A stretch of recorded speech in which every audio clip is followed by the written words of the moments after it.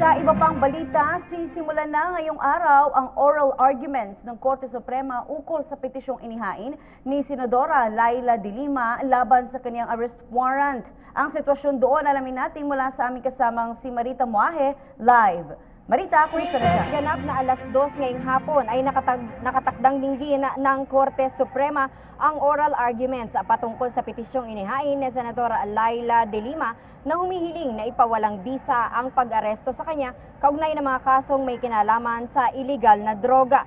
Inaasahang magkakaharap ngayong hapon sina dating Solicitor General Florina Hilbay na nasa panig ni de Lima at ang kasalukuyang Solgen na si Jose Calida na siyang kakatawa naman sa mga respondents na sina Judge Juanita Guerrero ng Muntinlupa City Regional Trial Court Branch 204 at Philippine National Police Chief Director General Ronald de la Rosa.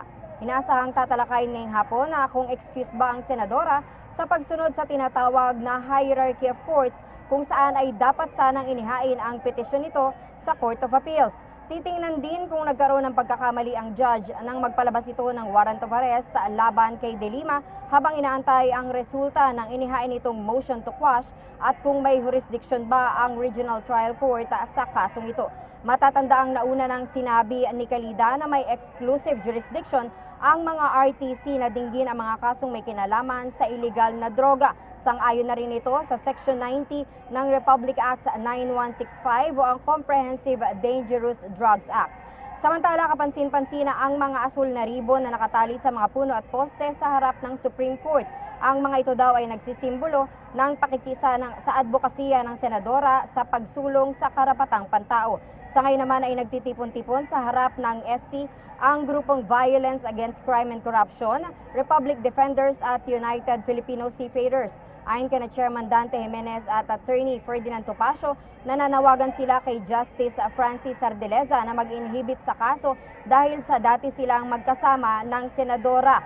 Para naman kay former Solgen Hilbay, mahalay masagwa pangit sa panlasa kung ang pamahalaan na dati mong pinagsisilbihan o kinakatawan ay lalabanan mo umano sa ngayon. So yan na muna ang pinakahuling balita mula dito sa Korte Suprema sa Maynila. Para sa PTV News, Marita Muahe.